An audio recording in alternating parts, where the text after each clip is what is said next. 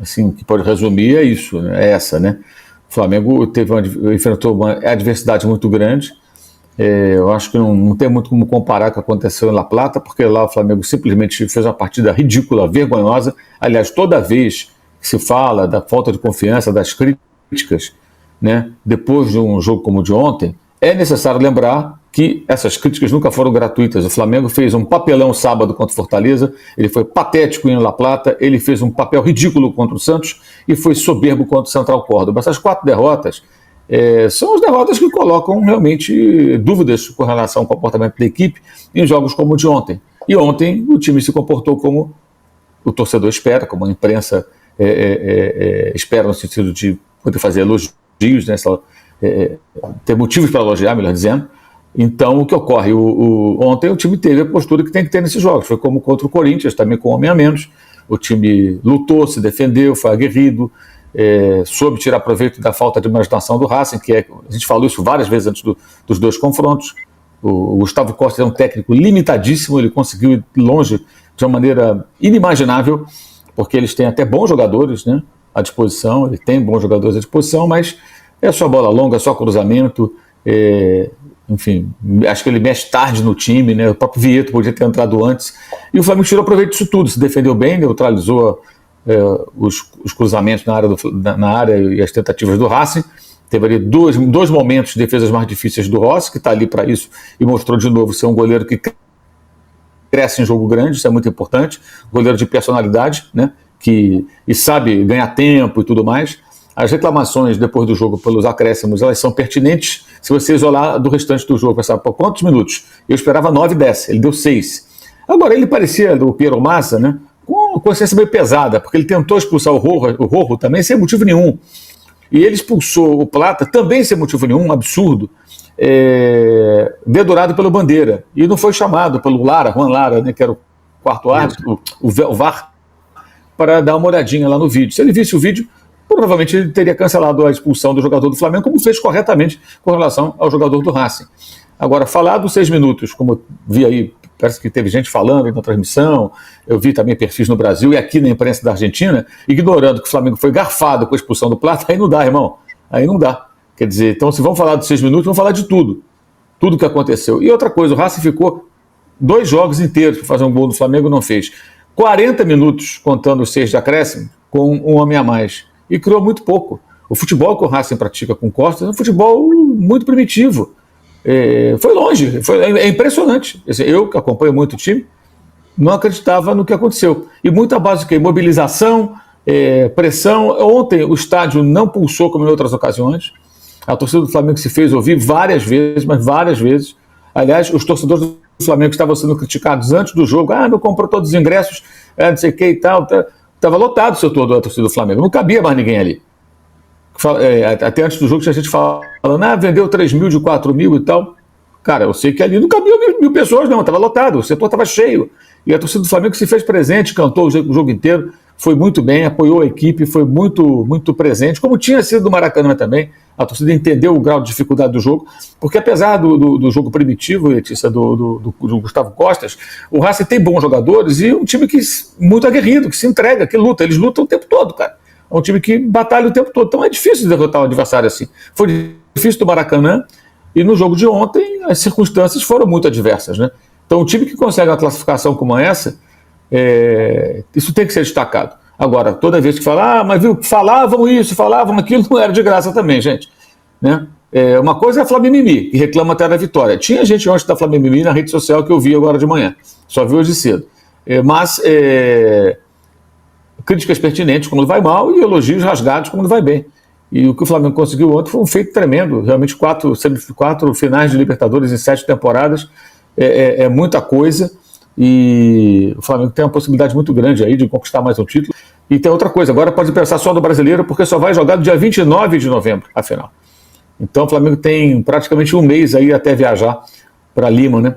Que a priori continua como o palco da decisão. Mas foi, acho que, uma noite histórica do Flamengo, uma união muito forte dos torcedores presentes com o time, um time muito aguerrido. O Felipe foi muito bem. E vamos combinar, o Felipe Luiz é muito mais técnico que o Gustavo Costas, né? Então só uma coisa que eu não gostei. De novo, o Bruno Henrique. O Bruno Henrique entrou, acho que na expectativa de ser um jogador com velocidade, conseguir levar o time ao ataque, ele não prendeu uma bola, não conseguiu cavar uma falta. 1 de outubro. E nesse documento o Flamengo detalhou os valores pagos nas contratações. Vou começar com o Samuel Lino. Ele custou no total 195,1 milhões de reais ao Flamengo, que foram divididos da seguinte forma: 183 milhões de reais pelos direitos federativos e luvas e 11,9 milhões de reais em intermediação. Já Carrascal foi comprado junto ao Dínamo, lá da Rússia, por 107 milhões de reais, sendo 94,2 milhões de reais em direitos federativos e 12,8 milhões de reais em intermediação. Quando a gente fala em intermediação, só para resumir para vocês aí, é empresário, ponto, beleza? Além disso, o Flamengo também pagou 19,7 milhões em luvas na renovação de Pulgar, 13,5 milhões na renovação de Varela e 15,25 milhões na do Gerson, que hoje está no Zenit, inclusive. Lembrando que ele foi vendido por 160 milhões de reais. O Wesley também, quando ele renovou o contrato dele, recebeu um valor de 6,4 milhões de reais. E logo depois ele foi vendido a Roma por 154 milhões de reais. Já em relação às outras vendas de atleta, o Flamengo bateu recorde, chegando a 511 milhões de reais, tá? Um crescimento de 427% em relação à temporada passada. Os valores foram de 43,6 milhões por Fabrício Bruno ao Cruzeiro, 304 mil por Santos, goleiro Santos, ao Fortaleza. Nossa, péssima negociação essa. 158,4 milhões por Gerson ao Zenit, 90,7 milhões de reais por Alcaraz ao Everton, 154 milhões Wesley à Roma, 51 milhões de reais Matheus Gonçalves ao Al-Ahly e mais 1 milhão do Dínamo de Kiev pelo Shola, atacante que foi vendido também pelo Flamengo. E para finalizar aí esse assunto de demonstração financeira, o Flamengo estabeleceu um novo recorde para a receita anual de um clube brasileiro, faltando 3 meses para o fim do ano. O rubro-negro chegou a 1,5 bilhão de receita, tá? E a receita recorrente é de 1,05 bilhão, um aumento de 27% em relação ao mesmo período de 2024. Resumo da ópera, para vocês que não gostam de número, nem entendem nada de número: o Flamengo está numa crescente, no ponto de vista financeiro, assustadora essa crescente. É de botar medo nos demais clubes do Brasil. Vai ser difícil acompanhar Flamengo, vai ser difícil acompanhar Palmeiras. Isso que está acontecendo, essa polarização entre Flamengo e Palmeiras, gente, não é coincidência.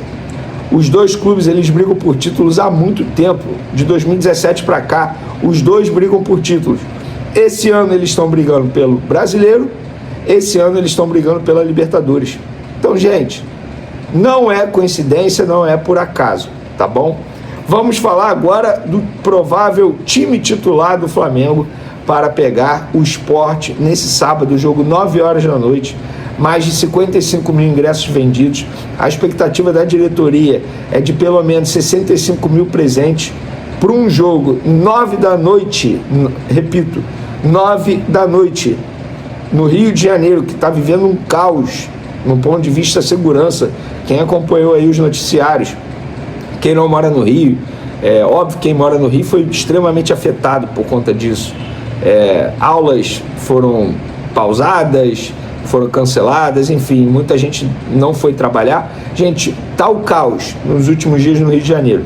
E a torcida do Flamengo colocar mais de 55 mil pessoas num jogo sábado à noite, 9 da noite no Maracanã, olha, é pra bater palma. E tem gente que diz que a torcida do Flamengo é modinha.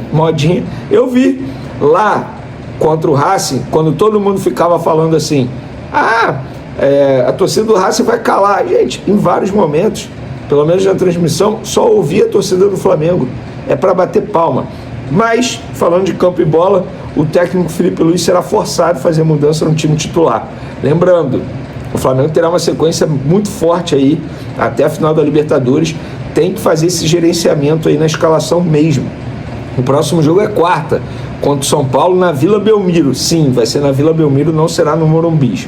Léo Ortiz, que jogou na base de muito sacrifício contra o Racing, vai ser preservado.